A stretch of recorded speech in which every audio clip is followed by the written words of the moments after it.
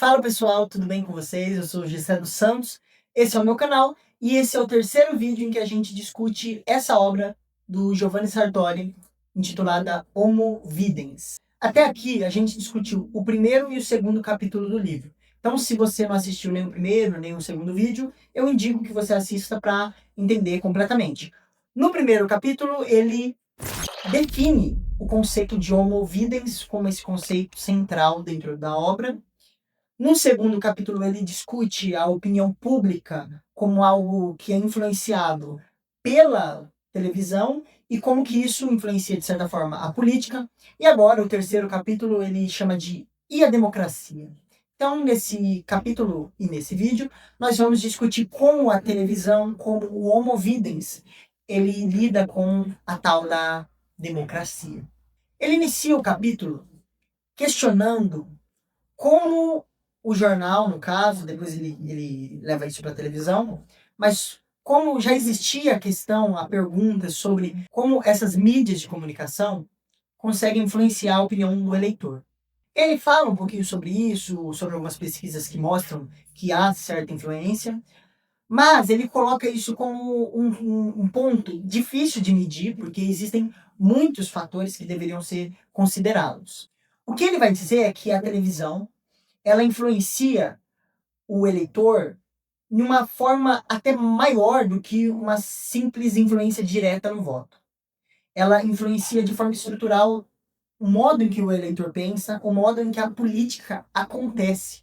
Ele começa apontando uma coisa que é muito fácil de ver até hoje na democracia, que é a personalização da política ou dos embates políticos. As eleições, elas giram em torno de pessoas e não de projetos. Isso é uma crítica direta à democracia. Ele diz que a televisão ela é o eixo que transformou a política nesse mecanismo que gira em torno de pessoas e não de ideias propriamente. Primeiro, porque as imagens exibem pessoas. E aí, nessa exibição de pessoas, ele até usa o termo horse race, que é corrida de cavalos. A televisão, ela quase que ela está cobrindo uma corrida de cavalos. Ela está cobrindo um jogo.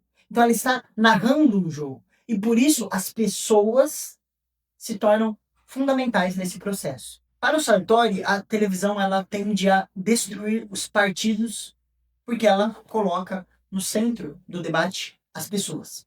Ele até usa o Collor na época como um exemplo de um cara que não tinha um partido gigante, mas que tinha muito poder na televisão e acabou ganhando as eleições aqui no Brasil. Ele usa outros exemplos também, lembrando que ele é um italiano, então muito do que ele fala também parte do contexto político ali da Itália. No decorrer desse processo que a gente está vivendo, ele vai dizer que os partidos eles vão ser obrigados a se transformar. Os partidos vão precisar encontrar formas de se enquadrar melhor no processo político, porque as imagens das pessoas, das personalidades, estão tomando cada vez mais o centro do debate político na democracia. E é claro, o autor ele não trata isso como se nunca a política fosse sobre pessoas. Ele fala que a política sempre teve uma centralidade nas pessoas, mas que na democracia atual as pessoas são muito mais fortes do que os grupos que elas participam. Aí ele constrói uma cronologia dizendo que no passado os políticos eles eram mais independentes dos eleitores, porque a política girava em torno, até no início da democracia, em torno do dinheiro que a pessoa tinha e também não tinha necessariamente um vínculo programático. Aí, com o aumento do sufrágio, isso aí vai mudar um pouco, obviamente. Amplia-se a capacidade de voto, amplia-se até a capacidade de eleição.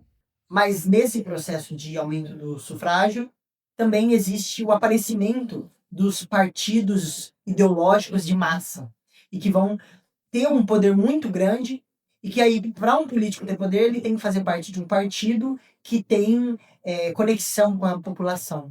Nesse cenário, o político foi se construindo como muito dependente do partido. Então, olhar para o partido é fundamental para compreender o processo político ou para pensar naquele político.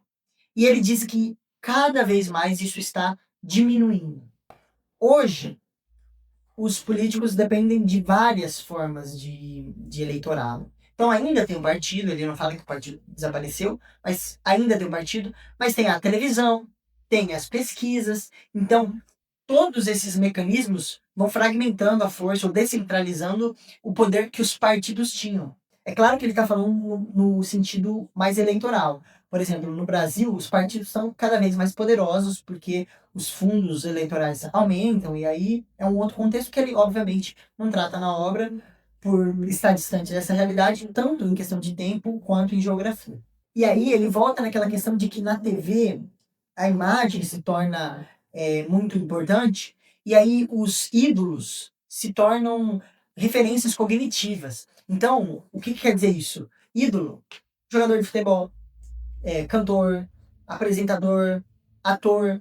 As pessoas que estão ali, que são vistas como ídolos, elas começam a ter também influência sobre essas pessoas do ponto de vista político. Por isso, a televisão ela trabalha na esfera das emoções. E a emoção é patos, não é logos. E a política precisa ser feita pelo logos, pela lógica, pela razão. E isso traz a gente de volta para aquele argumento do homo videns, do retrocesso na racionalidade da humanidade. E aí ele fala também sobre uma questão de aldeização do mundo, que a televisão ela vai criando grupos que pensam de forma muito parecida, de forma muito homogênea, e ao mesmo tempo ele fala sobre o surgimento da internet que vai criando várias aldeias pequenas, né? Então ele coloca isso como uma contradição, que a televisão, o mundo cibernético juntos, eles estão nesse processo de criar uma grande aldeia e ao mesmo tempo criar aldeias pequenas. E a gente vê que hoje em dia a internet ganhou nesse processo e a gente tem várias, hoje a gente chama de bolhas, né? Várias bolhas, vários grupos que vivem em torno de um, de um discurso, de uma crença e que não se conecta muitas vezes com outros grupos. Por isso a gente tem uma democracia enfraquecida. Democracia é o poder do povo. Mas o desafio sempre foi como pegar esse povo, esse poder do povo, e transferir para as esferas reais de decisão da sociedade que são instituídas. Só que no eixo desse sistema, hoje em dia a gente tem a opinião pública que tem todos os problemas que ele já tratou ao longo do livro. Mas mesmo assim, mesmo com todos esses problemas, a gente ainda tem democracia. Alguns autores até tentam criar ou definir formas melhores de democracia que poderiam ser realizadas, mas o Sartori vai dizer o seguinte: todo o avanço que a gente tem em mais democratização, ou avanço na forma da nossa democracia, precisa ser acompanhado de um avanço do conhecimento. Ele fala da demossabedoria, mas da capacidade das pessoas de pegar as informações com conhecimento e aí sim ter uma opinião que se aproxima mais de um conhecimento e que pode orientar de forma melhor o país, a política daquele determinado lugar. Quando a gente teve uma ampliação do sufrágio, acreditava-se, principalmente os movimentos de esquerda, que a gente resolveria o problema da capacidade das pessoas de tomar decisão de votar com a educação, a escolarização, reduzindo o analfabetismo, e com a redução das rendas baixas, ou seja, melhorando a qualidade de vida das pessoas. Para ele, essa não foi a solução. A gente tem uma população muito mais escolarizada e a gente tem uma renda melhor, uma fuga da pobreza muito grande em comparação aos anos anteriores aí, do início da onda democrática que o mundo vem seguindo. O eixo central para ele é uma educação política. É, de fato, uma politização da sociedade, uma capacitação de tomada de decisão política e não uma escolarização geral. Ele fala que um cientista, um biólogo, não necessariamente vota melhor por ser biólogo, por ter um conhecimento específico de biologia, de física, de química, e aí de engenharia, de medicina. A escolarização pura não resolve o problema. É preciso uma capacitação que dê às pessoas uma habilidade de lidar com a informação. E aí ele aproveita e dá uma cutucada também no sistema educacional. Ele fala que a educação está em decadência e que ela está em decadência por causa das ondas novas de teorias, de vertentes educacionais, que na época dele ele disse que estava no auge. Hoje ainda a gente tem ela no auge na esfera de produção, de teorização, mas a gente vê na realidade os resultados cada vez diminuindo mais. Isso é coisa para outro vídeo. Depois disso, ele vai buscar lá no Francis Bacon, na ideia de Nova Atlântida, aquele livro conhecido do Francis Bacon, em que ele cria uma utopia, um mundo onde a tecnocracia, a tecnologia, o homem governa a natureza através da tecnologia, e isso é uma estruturação ali idealizada. Só que ele vai falar que a gente está num processo invertido. A gente conseguiu dominar a natureza, a gente criou tecnologia, mas agora a gente também está escravo dessa tecnologia. No caso, ele está falando da televisão, da internet que está surgindo. Isso está quase que dominando o homem, ao invés do homem estar dominando as coisas a partir da tecnologia. A nossa racionalidade é uma potencialidade e, ao mesmo tempo, um dever ser difícil de conquistar, mas fácil de se perder.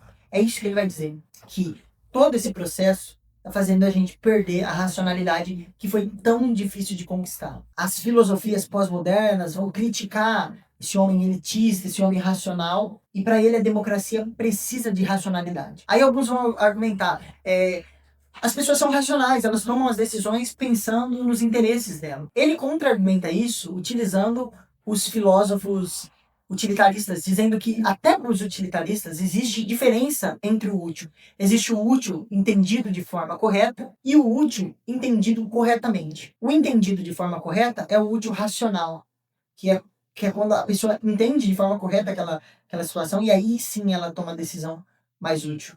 E o outro é um útil irracional. A pessoa acha que entende e toma uma decisão que não é baseada na razão. Até para os utilitaristas, existe uma diferença entre as utilidades das coisas. O eleitor racional sabe escolher a partir do útil entendido de forma correta. E para isso, a gente volta naquilo. Precisa-se de eleitores que tenham capacidade de olhar para as informações e juntar com conhecimento e tomar decisões entendidas de forma correta. Ele vai falar sobre aquela capacidade que o homem adquiriu de pinça, de pegar as coisas, que foi fundamental para a espécie, e vai dizer que hoje a gente não tem mais esse homem da pinça.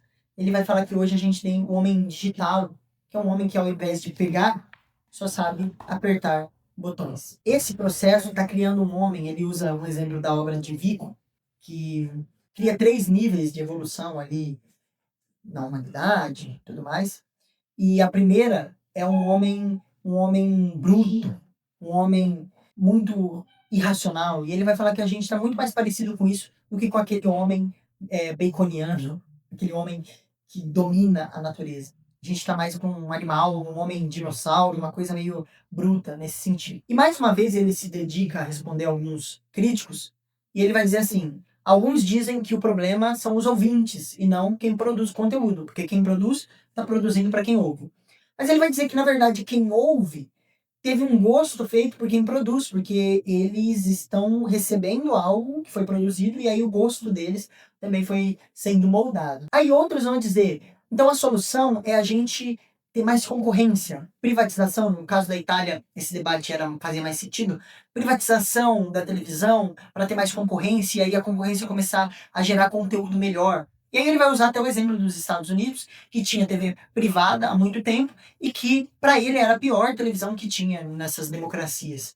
Por quê? Porque ao invés da concorrência fazer com que se produza conteúdos melhores, cada vez se produz conteúdo pior, porque o público vai gostando mais. O que é esse pior? É o produto excessivo, que mais violento, mais excessivo, que está mais em volta do espetáculo e não da informação de fato, mesmo quando se trata de informar. E ele vai dizer que, ao ver dele, não existe nenhum remédio de fato a propor. O que impera então no nosso mundo é o Homo insapiens, ou seja, o homem que não sabe, o homem ignorante. Os idiotas sempre existiram, mas a comunicação de massas, ela reúne os idiotas, transforma eles em massa e assim dá força para eles. Força para eles se comunicarem, se reproduzirem e para eles se potencializarem. Esse mundo baseado no visual, ele é desastroso para um animal que é racional. O ataque a essa racionalidade,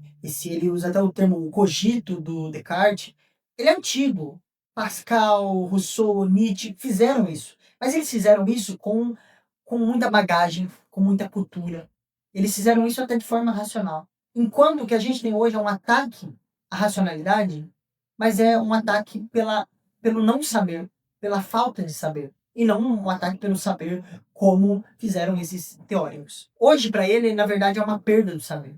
Para o Sartori, primeiro foi criada um grupo proletário intelectual que tinha uma formação muito ruim, mas que tinha diploma. Esse grupo foi tomando conta das escolas, aos poucos foi se introduzindo nas escolas, e aí quando vem a televisão com força, isso se reúne, e aí esse pós-pensamento que é contra-racional, ele é ensinado muitas vezes na base, ele é reforçado todos os dias pela televisão, e ele é ampliado pela informação que a televisão dá, a forma que a televisão informa e o que a televisão informa. E aí, onde o pós-pensamento triunfa, a ignorância acaba se tornando uma virtude. Ele vai finalizar dizendo que entre a cultura da leitura e a cultura visual só existe contraste. E aí ele faz uma crítica novamente às escolas, que normalmente estão absorvendo as tecnologias, absorvendo a televisão, levando ela para a escola, e para ele esse é o caminho errado. A escola deveria contrastá-la.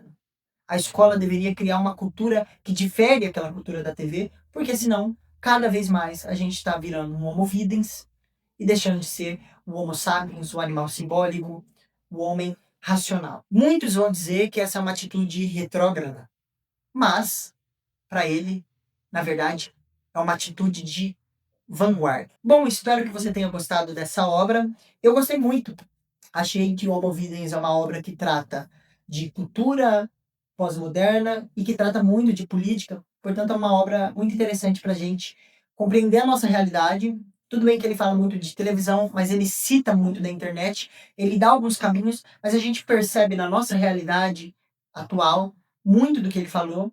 Algumas coisas foram por caminhos diferentes, mas muito do que ele falou faz muito sentido. Se você gostou desse vídeo, não esquece de deixar o seu comentário, deixar o like e não esquece de me seguir para ver mais vídeos como esse. Deixa aí escrito qual livro você queria que eu fizesse um trabalho como esse e eu espero você nos próximos vídeos. Até mais!